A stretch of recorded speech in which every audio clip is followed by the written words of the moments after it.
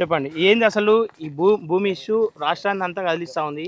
ఒక్కొక్కరు ఏడుపులు, వాళ్ళ కష్టం, వాళ్ళ మొత్తం పూర్తిగా నష్టపోయారు, రోడ్డు మీద పడ్డారు. ఇక్కడ ప్రభుత్వం ఏదో దాస్తున్నట్టయితే క్లియర్గా అనిపిస్తూ ఉంది. అసలు అదేంది? సో ఇక్కడ మనము ఏదో ఇంట్లో ఉండో లేకపోతే ప్రెస్ క్లబ్లో కూర్చొనో ఇంకో దగ్గర టీవీ అంటే ఒక రూమ్లో కూర్చొనో టీవీ ముందో మనం మాట్లాడట్లేదు. గ్రౌండ్కి వచ్చినాం. గ్రౌండ్ రియాలిటీ మనం చెప్పే ప్రయత్నం చేస్తున్నాం. ఒకసారి మీరు కెమెరాలు ప్యాన్ చేసి చూపించండి, ఎంత భయంకరమైన విధ్వంసం జరిగిందో మీకు కనబడుతుంది. ఎంత దారుణాతి దారుణంగా ఈ పేదోళ్ళ ఇండ్లను కూల్చేసి, ఈ భూదాన్ భూముల్లో కట్టుకున్న ఇండ్లను కూల్చేసి వీళ్ళు ఎంత దారుణానికి ఒడిగట్టిరో మీకు అర్థమవుతుంది. కూతవేటు దూరంలో కలెక్టరేట్ ఆఫీస్, పేదోళ్ళు భూదాన్ భూమి 100 గజాల చొప్పున భూదాన్ యజ్ఞ బోర్డ్ వీళ్ళకి కేటాయించింది. ఈ పేదోళ్ళు ఇక్కడ ఎట్లుంటారు? ఈ పేదోళ్ళు కేవలం కాలువల పక్కన, మురికి కాలువల పక్కన నివాసం ఉండే ఈ పేదలకి ఈ 100 గజాల భూమి కలెక్టరేట్ పక్కనే. ఇక్కడ రిజిస్ట్రేషన్ వాల్యూనే ఒక భూమి ఎకరం ధర 1,18,50,000 రూపాయలు ఉంది. ఇట్లాంటి భూమిని వీళ్ళకి ఇవ్వాలనా? అసలు ఈ భూమి ఎంతున్నది అన్నది కనుక మనం ఒక్కసారి డీటెయిల్డ్గా తీస్తే చాలా పెద్ద ఎత్తున ఒక మాయ చేసే ప్రయత్నం జరుగుతున్నది. ఏంటా మాయ? మీడియా అట్లే ఉంది, మెయిన్ స్ట్రీమ్ మీడియా, లీడర్లు అట్లే ఉన్నారు, ప్రతిపక్షాలు కూడా గవర్నమెంట్ ట్రాప్లో పడిపోతున్నారు. అసలు మొత్తం భూమి ఎంత? ఈ సర్వే నెంబర్లు ఏంటి? 147, 148, 149 సర్వే నెంబర్లు. రెవెన్యూ రికార్డ్స్ ప్రకారంగా 1954 కాస్రా పహానీ ఓపెన్ చేసి చూస్తే చాలా క్లియర్గా ఈ భూమి 62 ఎకరాల 7 గుంటల భూమిగా ఉంది, భూదాన్ ల్యాండ్. కానీ ఏం చెప్తున్నాడు కలెక్టరు? 31 ఎకరం 7 గుంటల భూదాన్ ల్యాండ్ మేము కైవసం చేసుకున్నాం, 250 కోట్ల విలువైన భూమిని మేము కాపాడినామని చెప్తున్నాడు. అసలు భూమి ఎంతున్నది? భూదాన్ భూమి 62 ఎకరాల 7 గుంటలని మీకు నేను పంపిస్తా, మీరు ఫుల్ దాంట్లో వేయండి. 147లో 148, 149లో మొత్తం కలిపి దాదాపు 62 ఎకరాల 7 గుంటల భూమి ఉన్నది. ఇది నేను చెప్తున్న మాట కాదు. మీకు గతంలో ఎంఆర్ఓ ఏం పేరు శ్రీలత, ఇక పేపర్ ప్రకటన కూడా ఉంది. వెలుగుమట్ల రెవెన్యూలోని భూదాన్ భూములకు సంబంధించి 3 సర్వే నెంబర్లలో 62 ఎకరాల భూమి ఉన్నది. ఇందులో ఆక్రమణలు ఉంటే తొలగిస్తాం, ఎవరి వద్దైనా పట్టాలు ఉండి చూపిస్తే రికార్డుల ఆధారంగా పరిశీలిస్తాం. ఈ సర్వే నెంబర్లలో భూదాన్ భూమి ప్రైవేటు స్థలం ఎంత అన్నది సర్వేతో తేలిపోతుంది. ఎం శైలజ, తహసీల్దార్, ఖమ్మం అర్బన్. ఒక MRO, revenue officer, mandal magistrate, ఆమె చెప్తున్నటువంటి విషయం ఇది. ఇదే అంశాన్ని, ఇదే రికార్డ్స్ అన్నింటినీ కూడా వాళ్ళు కలెక్టరేట్కి అండ్ కోర్టుకి కూడా సబ్మిట్ చేశారు, ఈ రెవెన్యూ రికార్డ్స్ని. మరి రెవెన్యూ రికార్డ్స్లో ఉందేంది? వీళ్ళు చెప్తున్నది ఏంది? ఇప్పుడున్న కలెక్టర్ మాట్లాడుతున్నది ఏంది? ఈ 62 ఎకర్స్లో 31 ఎకరాల 7 గుంటలు మాత్రమే భూదాన్ భూమి అని, మిగతా 30 ఎకరాల భూమి లేపేసే అతి భయంకరమైన కుట్ర ఇది. మనం ఆ రోజు రాత్రి 9 గంటలకు వచ్చినప్పుడు కూడా ఇక్కడున్న ప్రజలు ఏం చెప్పారు? మేము 31 ఎకరాలు మీరు తీసుకోండి, మేము అన్ని సౌకర్యాలు మీకు కల్పిస్తాం, మిగతా 32 ఎకరాల జోలికి రాకండి, మా భాగం మాది, మీ భాగం మీది. సో ఇప్పుడు ఎక్కడికి వచ్చి ఆగింది? ఈ 31 ఎకరాల చుట్టే తిరుగుతుంది కథ అంతా. వాళ్ళు కబ్జా చేసిన 30 ఎకరాల 32 ఎకరాల గురించి ఎవరు మాట్లాడతలేరు. అది అసలు వాళ్ళకి తెలిస్తే కదా, ఫస్ట్ వాళ్ళు స్టడీ చేసే ఆలోచన ఉంటే కదా. ప్రతిపక్షాలు అధికార పక్షంతో కుమ్మక్కై మాట్లాడుతున్నారు అంతా. మొన్న కేటీఆర్ వచ్చి మాట్లాడినా, ఆయన గతంలో 10 ఏళ్ళ అధికారంలో ఉండి పట్టాలు ఇచ్చిండి, వాళ్ళు ఈ సిచ్యువేషన్ ఎందుకు? మీరు చూడండి, ఇంకా ఇది పట్టుకోమ్మా. ఇప్పుడు ఇవి మీరు ఇప్పుడు భూభారతి లైవ్లో ఓపెన్ చేసి చూడండి. భూభారతి ఇది 22A నిషేధిత జాబితాకు సంబంధించిన రిపోర్ట్ ఇది. ఈ 22Aలో ఖమ్మం అర్బన్, వెలుగుమట్ల 147, 148, 149. 147లో 5 ఎకరాలు ఉంది, 148లో 10 ఎకరాల 20 గుంటలు ఉంది, 149లో 10 ఎకరాల 20 గుంటలు ప్రొహిబిషన్ లిస్ట్లో ఉంది. మొత్తం ఎంత ఉంది? భూదాన్ ల్యాండ్ 26 ఎకరాలు ఉంది. మిగతాదంతా ఎటుపోయింది? మిగతాదంతా ఎటుపోయిందంటే ఇగో ఇవన్నీ పట్టాలైనవి. ఇవన్నీ పట్టాలే కాదు, ఇండ్లు కట్టుకోవడానికి నాలా కన్వర్షన్ కూడా జరిగింది. ఇవన్నీ రికార్డ్స్, ఎవరెవరి భూమి మీద ఎంతెంత ఏంటి అనేది ఇవన్నీ ఉన్నాయి. ఇగో 147/U అసలు సబ్ డివిజనే కాలేదు. ఎప్పుడు సబ్ డివిజన్ అయింది? ల్యాండ్ భూదాన్ ల్యాండ్ కదా. భూదాన్ ల్యాండ్ అమ్మడానికి కానీ కొనడానికి కానీ వీల్లేదు కదా. మరి ఈ ల్యాండ్ సబ్ డివిజన్ అయింది, నాలా కన్వర్షన్ కూడా అయింది. అంటే ఇండ్లు కట్టుకోవడానికి అనువైన ప్లేస్గా కూడా మారింది. ఎట్లా మారింది మరి? ఇగో 147/U వ్యవసాయేతర భూమి, నాట్ సైన్డ్, నాలా కంప్లీట్. ఎట్లా, ఎవరు చేసినారు దీన్ని? పేరేముంది? పేరు ఉందా ఏమన్నా? వ్యవసాయేతర భూమి అని ఉంది, పట్టాదారు నేమ్. మరి పేరు ఎందుకు లేదు ఇక్కడ? ఇవన్నీ పార్ట్ బిలో వీళ్ళన్నీ చేసుకున్న లెక్కలు ఇవన్నీ. నెక్స్ట్ నాట్ సైన్డ్, నాలా complete, survey number 148, Manukonda Venkateswararao. మరి ఇక్కడ పేరుంది, అక్కడ పేరు ఎందుకు లేదు? సో మనుకొండ వెంకటేశ్వరరావు ఎంత? ఇది ఎకరం భూమి. ఇగో నాలా కన్వర్షన్ అయిన వ్యవసాయేతర భూమి 148/A 20 గుంటలు అంటే అరెకరం 20 గుంటలు అంటే. నెక్స్ట్ 149/A2 చలమశెట్టి నళిని వెంకటరమణ ఖాతా నెంబర్ 956 డిజిటల్ సైన్డ్ ఎకరం 21 గుంట. Utukuri Jalaja Rani Raghuramarao not assigned 194/A/2 survey number 1 ఎకరా 24 గుంటలు. వీళ్ళందరికీ ఎట్లా పట్టాలైనాయండి ఈ భూములన్నీ? ఇప్పుడు ఆ 32 ఎకరాలు అసలు ఈ భూదాన భూమి ఎంత ఉందనేది లెక్క తెలిస్తే ఈ కథ అంతా బయటకు వస్తుంది. ఎకరాలకు ఎకరాలు కబ్జా పెట్టిరీడ మొత్తం భూములన్నీ మార్చుకున్నారు. ఇవి కదా మీరు ఆధీనంలోకి తీసుకోవాల్సింది. కలెక్టర్ ఎంత స్మూత్గా 31 ఎకరాల భూమి మేము స్వాధీనం చేసుకుని 250 కోట్ల భూమి మిగిలిందంటే మిగతా 30 ఎకరాలు ఎవరయ్యాక రాసిచ్చినావు? ఎవడి తాత సొమ్ము ఇది? ఇక కొర్ర రామసైదులు నందు నాట్ సైన్డ్ 148 ఇదే సర్వే నెంబర్ కదా 1 ఎకర్ ఖాతా నెంబర్ 788.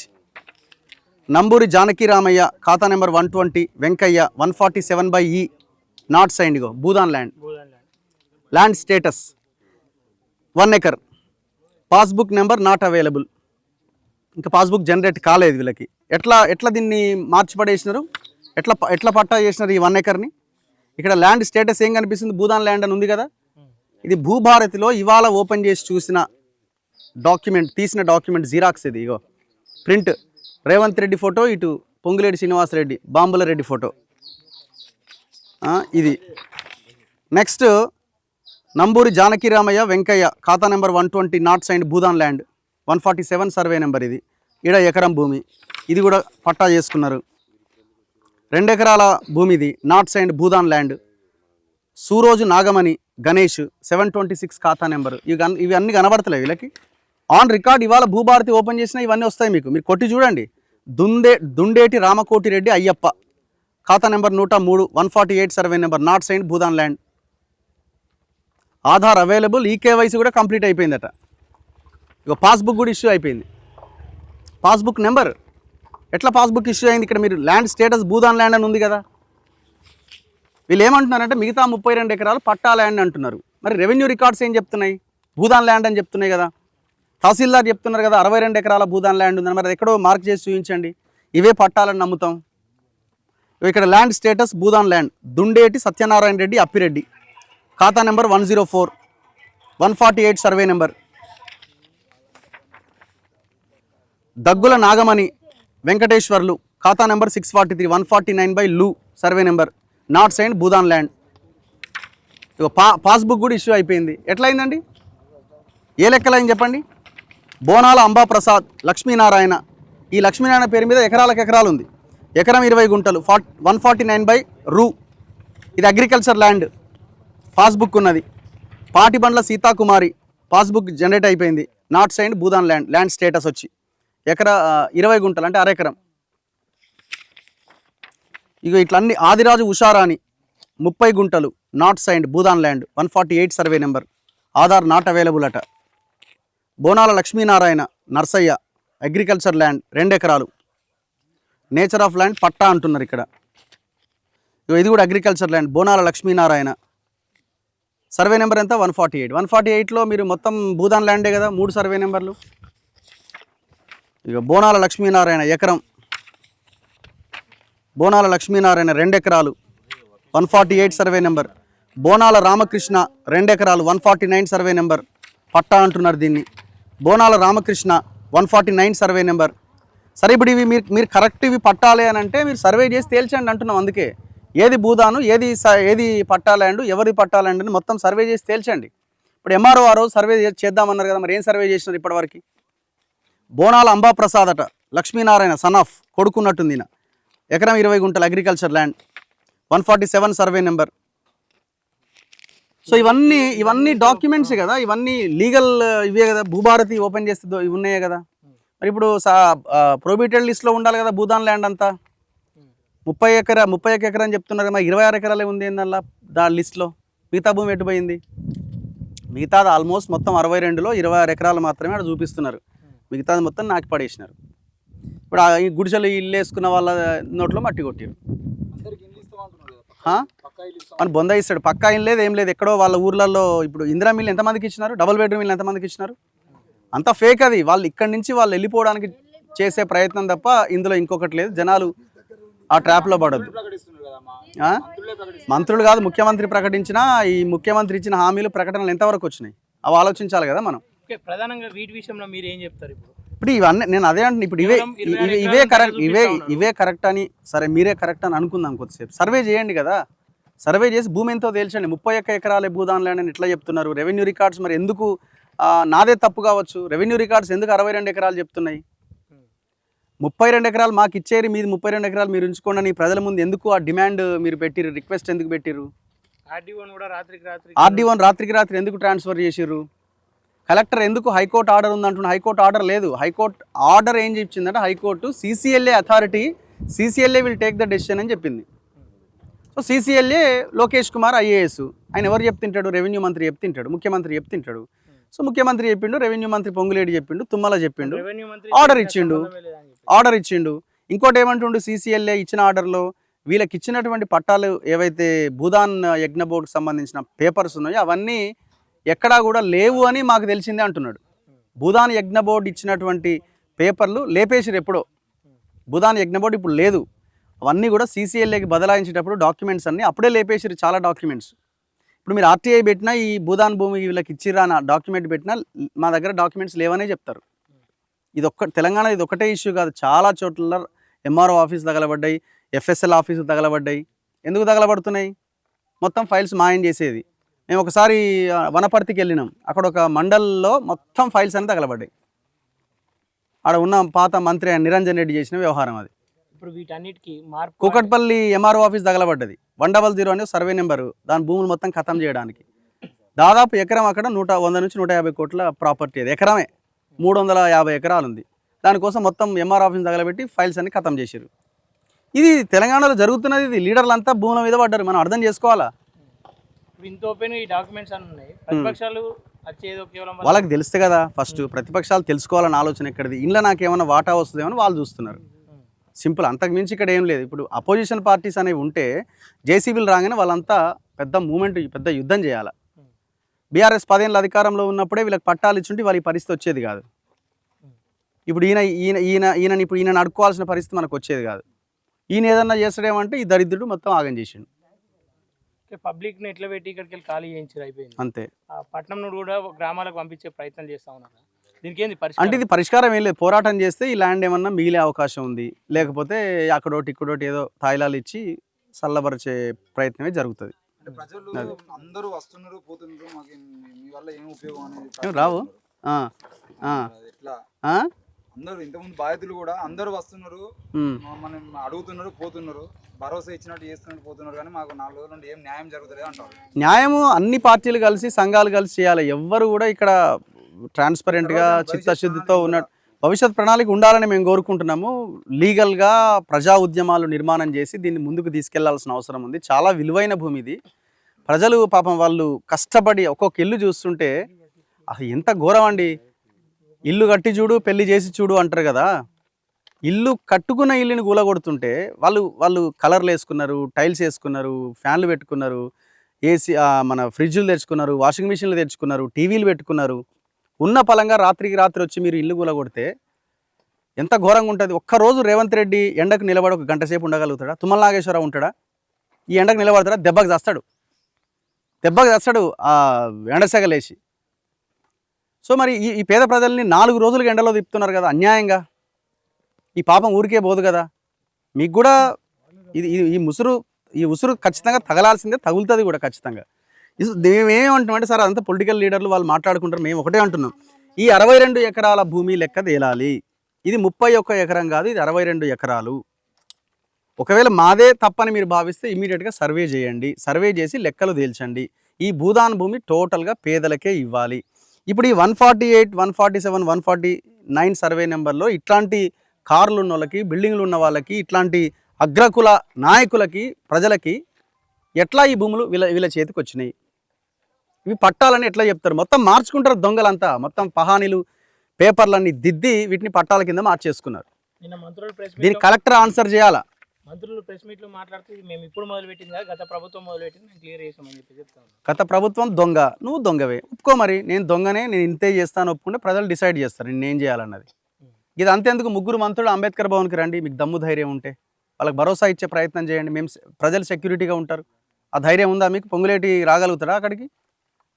పొంగులేటి నువ్వు ఇచ్చిన 50 రూపాయల గడియారం తీసుకొని అడిగి రా, నీకు దమ్ముంటే అక్కడికి రా.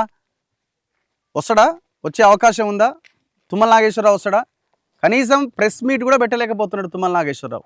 మరి గింత పిరికోడు, గింత పెద్ద పని దొంగచాటుగా నువ్వు వీళ్ళ జీవితాలతో ఆడుకున్నావు కదా. పేదోళ్ళ ఇండ్ల గురించి ఇచ్చినటువంటి భూదాని భూమి వాళ్ళు పాపం పైసా కూడగట్టుకొని ఓ ఇండ్లు కట్టుకుంటే ఇక్కడ దాంట్లో ఆల్రెడీ 62 ఎకరాల పైసలుకున్న దాన్ని 32 ఎకరాలు ఆల్రెడీ తీసుకున్నారు వాళ్ళు. ఏది ఉన్నోళ్ళు ఎవరంటే ఇక్కడ ఉన్నటువంటి తుమ్మల నాగేశ్వరరావు కావచ్చు, పొంగులేటి కావచ్చు, ఇంత ముందు ఉన్నటువంటి పువ్వాడ అజయ్ కావచ్చు, వీళ్ళందరూ ఒకటేనట. వీళ్ళంతా గ్యాంగ్ అంతా ఒకటే. గవర్నమెంట్ ఉన్నప్పుడు 1% ఉంటుంది, ఆపోజిషన్ ఉన్నప్పుడు 1% ఉంటుంది. ఇప్పుడు వీళ్ళందరూ కట్టుకున్న తర్వాత వీడు కలెక్టర్ ఆఫీస్కి వచ్చే కన్నా ముందే వీళ్ళ ఇండ్లు ఇక్కడ వీళ్ళకి భూములు ఇచ్చిండ్రు. ఆంధ్రప్రదేశ్ భూదాన్ ట్రస్ట్కి వెళ్ళి వీళ్ళకి మొత్తం ఆ భూములు వచ్చినాయి 100 గజాలు అని చెప్పని కాగితాలు కూడా చూపించినాం ఇంతకు ముందే. దాని తర్వాత ఇక్కడ కలెక్టర్ ఆఫీస్ రాగానే వీళ్ళకు కళ్ళు దీని మీద పడ్డాయి, ఈ భూమి మీద పడ్డది. దీన్ని ఎట్లనే చేసుకొని తీసుకోవాలనే దురుద్దేశంతో వీళ్ళు వచ్చి ఇప్పుడు మొత్తం ఇక్కడ మేము వచ్చిన ఒక 10 రోజుల ముందు వచ్చినాం ఇక్కడికి.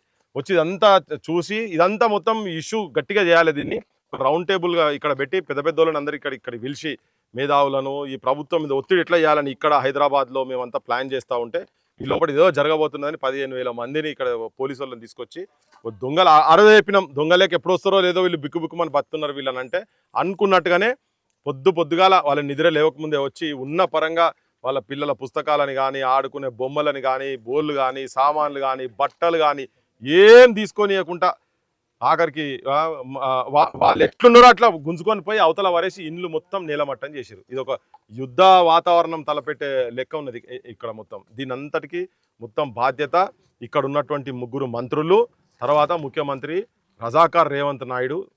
దీనికి సర్వం బాధ్యత ఆయన మీదనే ఉంటుంది. ఇంకోటి ఏంటంటే ఇక్కడ ఆపోజిషన్ పార్టీలు కూడా 100% వాళ్ళందరూ ములాఖాత్ అయి ఉన్నారు. జనానికి చెప్పదలుచుకునేది ఏంటంటే వీళ్ళందరూ వాటాదారులే, ఇవన్నీ ఒక్క తాను బట్టలే.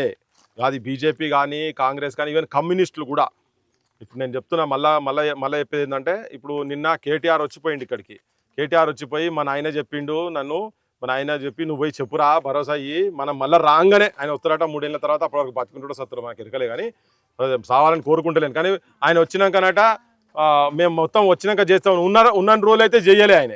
ఇప్పుడైతే మళ్ళీ అలా నాయన వస్తారట. పుసుకునైనా పోయితే మా నాయన ఉన్నప్పుడు చెప్పిండు కానీ నేను చెప్పలే కదా అంటాడు. అది మా నాయన మాట కదా అనే ఛాన్స్ కూడా ఉంటుంది. దొంగలు వీళ్ళంతా ఇలా మాట లెవెల్ నమ్ముతారు. అందుకే ఏమంటున్నా అంటే బొచ్చడు పైసలు తలగబట్టే వాళ్ళ దగ్గర ఒక 100 కోట్లు తీసుకొచ్చి ఇలా పెట్టురు. ఇప్పుడు పాప వాళ్ళు బతుకులు బజార్ పాలైనాయి. మీ దగ్గర బొచ్చడు పైసలే కదా. ఒక్క ఫామ్ హౌస్ ఆడ అమ్మితే 50 ఎకరాలు 50 కోట్లు ఉంటుంది ఇప్పుడు వాళ్ళది.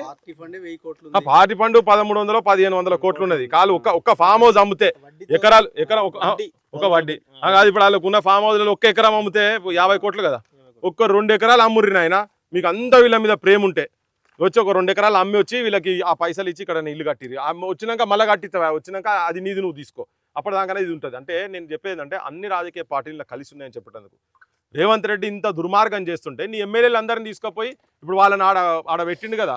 అట్లనే మీరు ఎక్కడో అంబేద్కర్ విగ్రహం కన్నా ఎక్కడో ఆపోజిషన్ వాళ్ళందరూ బీజేపీ వాళ్ళు కూడా పార్టీ కండవాళ్ళు కప్పుకొని ఇప్పుడు వచ్చారు ఇక్కడ. పాపం వాళ్ళకి తెలియదు వీళ్ళందరికీ. కానీ వాళ్ళ కిషన్ రెడ్డి కావచ్చు, సంజయ్ కావచ్చు, ఇప్పుడు వీళ్ళందరూ వాళ్ళ ఎమ్మెల్యేలు ఉన్నారు. 8 మందిని గెలిపించారుగా. ముఖ్యమంత్రులు క్యాండిడేట్ల మీద ఒక ఆయన ముఖ్యమంత్రి అయిట ఆయన, ఒక మంత్రి ముఖ్యమంత్రి నిలబడ్డ ఆయన కూడా ఉన్నాడు కదా ఒక ఆయన. వీళ్ళందరూ కలిసి ఆడకొచ్చి అంబేద్కర్ కాడ కూర్చొని వాళ్ళకి ఇండ్లు వచ్చే వరకు మేము ఈడికెళ్ళి గదిలామని చెప్పి కూర్చోవాలి. ఇలా సాయంత్రం వరకు వాళ్ళు తీసేస్తారట. వీళ్ళని కూడా తీసేస్తారు. సాయంత్రం వరకు ఉంచారు వాళ్ళని ఆడ ఉన్న వాళ్ళందరినీ. వాళ్ళకి ఆల్రెడీ వాళ్ళకి ఎంత ఇబ్బంది అంటే కుక్కల కన్నా హీనంగా ఆడబెట్టిన వాళ్ళని. ఘోరంగా చంటి పిల్లలు 4 నెలల బిడ్డలకు పాలించుకుంటూ ఉన్నటువంటి వాళ్ళు కూడా ఆడ కూర్చున్నారు. ఆ పార్కు పక్కకు ఉన్నటువంటి వాళ్ళు పేదలు పెద్ద మనుషులు ఉన్నారు కదా. మరి వీళ్ళందరూ చూస్తూనే మీరు రాజకీయ పార్టీలు ఓట్లు వేసుకొని మాకేం పని పోయి మేము వచ్చి మేము జనానికి చెప్తున్నాం. కానీ మేము జనం ఓట్లు వేసుకొని ఎమ్మెల్యేలు మంత్రులు ఈ విలాసవంతమైన జీవితం చేస్తలేం.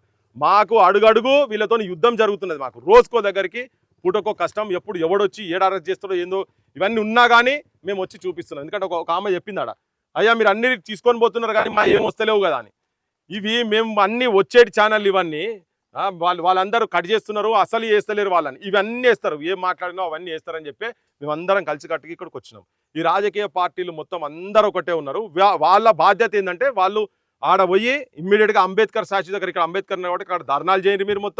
మీరు నిరాహార దీక్షలు చేస్తారా, ఏం చేస్తారా చేసి వాళ్ళు ఏం చెప్తున్నారు, వచ్చాడా జాయింట్ కలెక్టర్ వచ్చిండు, పెద్ద మనిషి వచ్చి ఇక్కడ కూర్చున్నాడని చెప్తుండే. మేము పోయినప్పుడు మాట్లాడితే ఎవడా పెద్ద మనిషి, జాయింట్ కలెక్టర్ పెద్ద మనిషా? జీతగాడు, ప్రజల జీతగాడు వచ్చి కూర్చోవాలి. ప్రజల బాధలతో ఇల్లు పోయిన బాధలతో వాళ్ళు వచ్చి మాట్లాడుతున్నారు. మాకు రాలే అని చెప్పని మాట్లాడుతున్నారు. ఈయన ఓపిక నీకు ఉండాలి, సోయి ఉండాలి నీకు. నువ్వు జీతగాని, నువ్వు జీతం తీసుకుంటున్నావు. పెద్ద మనిషి వస్తే మీరు మాట్లాడుతారు కయ్య అంటే మరి అడిగేటోడు అడుగుతారు కదా, మీకు ఓపిక ఉండాలి. సో అవన్నీ ఇప్పుడు రాసుకొని పోయేటి అన్ని ఉట్టియే. వీళ్ళందరికీ ఇల్లు ఇచ్చే వరకు ఆపోజిషన్ల బాధ్యత ఏంటంటే, నువ్వు ముఖ్యమంత్రి ఇల్లు ముట్టడి చేస్తారా మీరు, లేకపోతే ఇప్పుడు ఆల్రెడీ కమ్యూనిస్ట్ అయినా కలిసిన్నాడు కదా, మీరు మా సపోర్ట్ దీనికి గవర్నమెంట్కి లేదని చెప్పని అంటారా? 4 రోజులు టైం ఇచ్చి ఇగో నేను రాజీనామా చేస్తున్నా, ఈ జనాలు ఇట్లా రోడ్డు మీదకి వచ్చారు కాబట్టి వీళ్ళు వస్తున్నారు, మీరు ప్రజాప్రభుత్వం అన్నారు కానీ మీరు చేస్తున్నది ప్రజలను పేద ప్రజల బతుకుల మీద మన్ను పోసేటువంటి వాళ్ళు బతుకుండంగా బొందబెట్టేటువంటి పాలన చేస్తున్నారని రాజీనామా చేయాలి. కూనమనేని సాంబశివరావు అంటే రాజీనామా చేయాలి. ఇంకా మిగతా ఉన్నారు, ఎమ్మెల్సీ ఉన్నాడు, ఆయన కూడా తీసి అవతల పడేయాలి. వాళ్ళకి ఇల్లు ఇచ్చేదాకా నువ్వు ఎన్ని రోజులు ఇస్తావు, 2 నెలలు ఇస్తావు, అప్పటిదాకా నా రాజీనామా నువ్వు దగ్గర పెట్టుకో, నువ్వు ఆమోదించకు, నా దగ్గర పెట్టుకో. కానీ ఆ 2 నెలల లోపల ఇచ్చిన తర్వాతనే అది జరగాలి. మళ్ళీ నేను అసెంబ్లీకి వస్తాను, నీకు రాను, ఎమ్మెల్సీకి కౌన్సిల్కి వస్తా అని చెప్పండి కమ్యూనిస్టులు. ఎందుకంటే ఖమ్మం కాబట్టి ఖమ్మం గురించి చెప్తున్నాను నేను. ఒకవేళ మీ బీఆర్ఎస్ వాళ్ళు ఉన్నారు కదా, బీఆర్ఎస్ వాళ్ళు మీరు కూడా అదే పని చేయండి. మీరు కూడా రాజీనామాలు లెటర్లు తీసుకుపోయి మూకుమ్మడి తీసుకుపోయి ఆడ పెట్టి వీళ్ళకి ఇండ్లు ఇచ్చే వరకు, ఆడ పాపను కాలుతో తన్ని చంపినటువంటి దుర్మార్గుల మీద కేసు అయినంత వరకు ఆ సర్పంచ్ వాడు మొత్తం ఆ సర్పంచ్ గిరి పోయేటట్టుగా రిమూవల్ ఫ్రమ్ ద పోస్ట్ అని చెప్పని అయ్యే వరకు మీరు ఇటువంటి కొన్ని డిమాండ్స్ పెట్టి మీరు ఆ పని చేయండి. మీకు చిత్తశుద్ధి ఉంటే మీరు ఇక్కడికి వచ్చి ఫోటోలు దిగి 4-5 ఛానల్లో మాట్లాడి పరామర్శించినా నేను ఆదుకుంటా అన్నా, మా అయ్య చెప్పిండు, ఇవన్నీ ముచ్చట్లు చెప్పొద్దు, ఇవన్నీ కథలు చెప్పొద్దు. ఈ జెండాలు గిండాలని పక్కకు పడేసి మీరు చేయాల్సిన పనులు మీరు చేయండి. ముఖ్యమంత్రి కూడా చెప్పేది ఏంటంటే, నువ్వు ఇటువంటి ఎన్ని చేస్తున్నావో ప్రతిదీ నీ ఖాతాలో పడుతున్నది. నువ్వు కాలిపోతావు, కూలిపోతావు, నీ ప్రభుత్వం ఉండేది కాదు. నేను చెప్తాం కదా, మేము పోతవురో రామన్న పేదోళ్ళ ఉసురు తలిగి అంటే, పోతవురో రేవంతు పేదోళ్ళ ఉసురు తలిగి, మా బిడ్డల ఉసురు తలిగి, పసి గుడ్డుల ఉసురు తలిగి అని అన్నాం కదా. మేము మళ్ళా పోతివిరో రేవంతు అని కూడా వాడుకుంటాం. చూడు నువ్వు, నీ కళ్ళ ముంగటే జరగబోతుంది. పేదోళ్ళ ఉసురు తలిగి, కన్న బిడ్డల ఉసురు తలిగి, పసి పిల్లల ఉసురు తలిగి, పోతివిరో రేవంతు అని మేము వాడుకుంటాము. ఆ కాలం రాకుండా చేయాలంటే నువ్వు ఎట్లా ఇప్పటికన్నా సోయికి రాండి. మీరు ఇప్పటికన్నా కానీ వాళ్ళ దగ్గరికి మంత్రులు పోండ్రి, కూర్చోండ్రి, వాళ్ళ దగ్గర కూర్చోండ్రి. మేము మీకు ఇల్లు కట్టించే వరకు మీ ఇళ్ళలో పెట్టుకుంటారా, మీ ఫామ్ హౌస్లలో పెట్టుకుంటారా, ఏడ పెట్టుకుంటారో వాళ్ళకి ఏమవుతుందంటే కనీసం రేపు పొద్దుగా లేచి ఏం చేయాలి అర్థమవుతలేదు వాళ్ళకు. మా బతుకులు ఏంటి అని ఏడుండాలి అసలు. వాళ్ళు బజార్ పాలు చేసి పడేసారు కదా. ఊర్లలో అరాకొర ఉన్నోళ్ళు కూడా అమ్ముకొని వచ్చి ఇక్కడ కట్టుకున్నారు కదా. అప్పుల పాలైనరు, అప్పులోళ్ళు ఫోన్ చేస్తున్నారు ఏం సంగతి అని. పొద్దుగా లేస్తే రెక్కాడితే డొక్కాడనటువంటి వాళ్ళంతా చిన్న పనులు చేసుకుంటారు కదా. వాళ్ళంతా ఇక్కడ కిలోమీటర్ పోయి చదువులు చదువుకునే పిల్లలు, చదువులు నాశనం అయిపోయినాయి. ఆ పుస్తకాలు చూస్తున్నాం కదా. జనం కూడా వాళ్ళ పైసలు తీసుకొని మంచిగా ఓట్లు వేస్తే మీకు ఇదే శిక్ష అవుతుంది. లంగల దొంగలకు, కాంట్రాక్టర్లకు, దోపిడిదారులకు, మాఫియా నా కొడుకులకు ఓట్లు వేస్తే ఇలా అసెంబ్లీ అందరూ వాళ్ళే ఉన్నారు. ఎవరు ప్రజలకు సపోర్ట్ ఏ ఎమ్మెల్యేలు, ఎవరైనా ఎమ్మెల్యేలు వచ్చారా ఇడికి? ఏ పార్టీ ఆడని వచ్చిందా?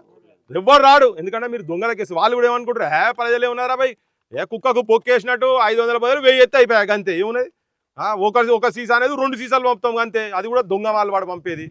ఇవన్నీ చేస్తున్నారు కాబట్టి జనం ఇట్లా ఓట్లేస్తే ఇటువంటి పరిస్థితులే పేదోళ్ళకు ఇలా వీళ్ళకైంది, రేపు మీకైతుంది. ఏదో ఒక రూపంలో ఇవన్నీ జరుగుతున్నాయి. చదువులు అయితే ఇస్తలేరు, ఆరోగ్యం గట పానం మంచిగా లేక హాస్పిటల్ తీసుకుపోయి చూపించలేని దుస్థితిలో పానం కూడా ఓడగొట్టుకున్నారు. ఆడోళ్ళని జైళ్ళల్లో ఇస్తున్నారు. వీళ్ళు ఏమన్నా మిలిటెంట్సా ఏంటిది అసలు? వీళ్ళు వాళ్ళకి ఇచ్చిన భూముల గురించి అడుగుతుంటే రాజకీయ వ్యవస్థ ఇట్లా చూపిస్తున్నారు. అందరికీ నమస్కారం. ఇప్పుడు నేను ఒక వీడియో చూపిస్తాను, దాని తర్వాత నేను మాట్లాడతాను. ఒకసారి ఈ వీడియో చూడండి. నడి ఎండలో 4 నెలల బాబు, ఒకసారి జూమ్ చేసుకోండి. ఇది నడి ఎండలో 4 నెలల బాబు ఉయ్యాలలో ఊగుతున్నాడు చెట్టు కింద. ఇదొక విషయం.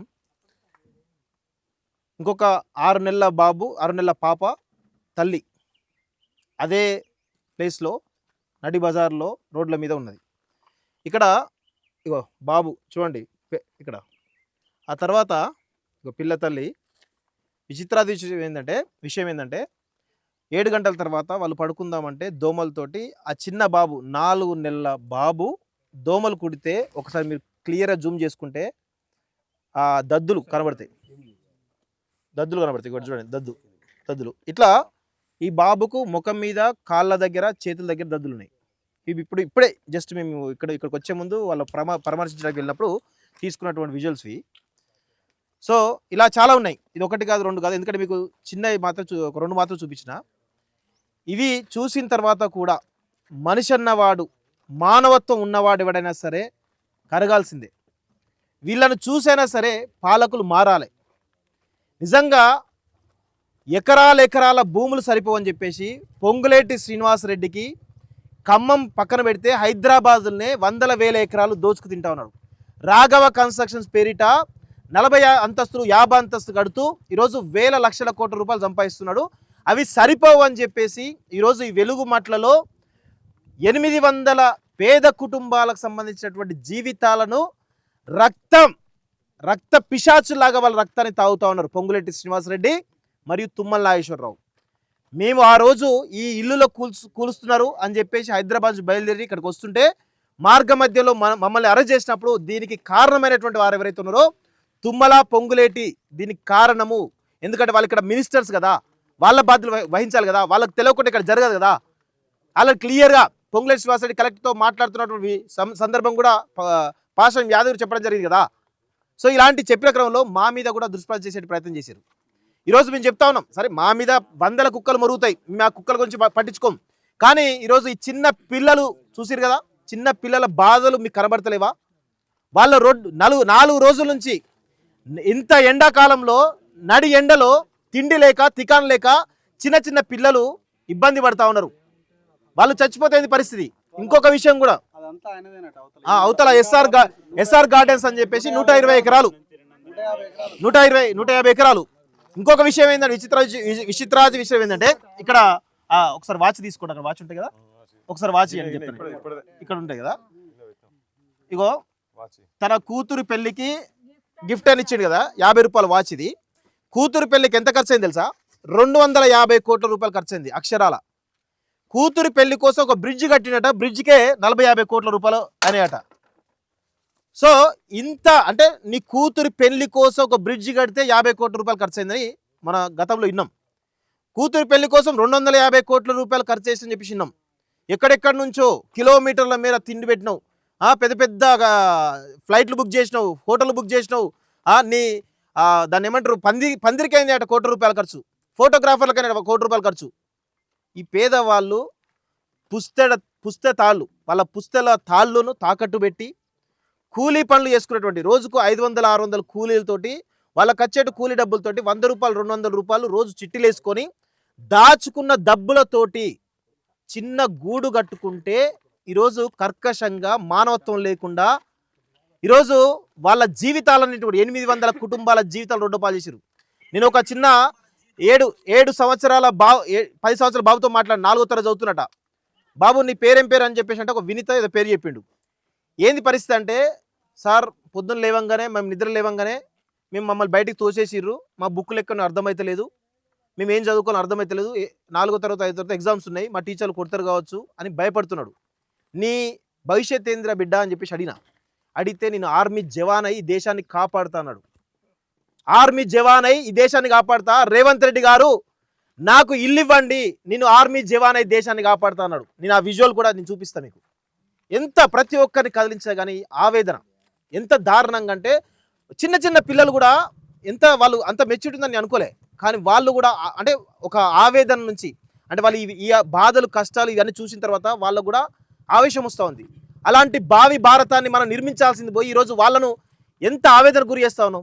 ఇది పాలకులు తప్పు కదా, రేవంత్ రెడ్డి తప్పు కదా, తుమ్మల నాగేశ్వరరావు తప్పు కదా, పొంగులేటి శ్రీనివాసరెడ్డి తప్పు కదా. 100 కోట్ల రూపాయలు 1000 కోట్ల రూపాయలు లక్షల కోట్ల రూపాయలు ఏం చేసుకుంటారా?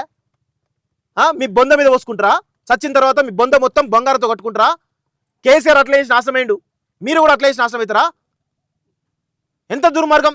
ఇక్కడ కలెక్టర్ ఆఫీస్ పడకముందు వీళ్ళ జీవితాలు ఉన్నాయి, వీళ్ళ గూడ్లు ఉన్నాయి. ఇక్కడ కలెక్టర్ ఆఫీసు నిర్మాణం నుంచి మొదలు పెట్టుకుంటే కలెక్టర్ ఆఫీసు ఆఖరి వరకు కూడా పెయింటింగ్ మొత్తం కూడా పెయింటింగ్ వేసిన తర్వాత ఏదైతే చెత్త ఉంటుందో ఆ పెయింట్ కింద గచ్చుకే పెయింట్ ఉంటుందో ఆ పెయింట్ను తుడిచింది కూడా ఈరోజు ఈ జీవితాలే, ఈ బతుకులే.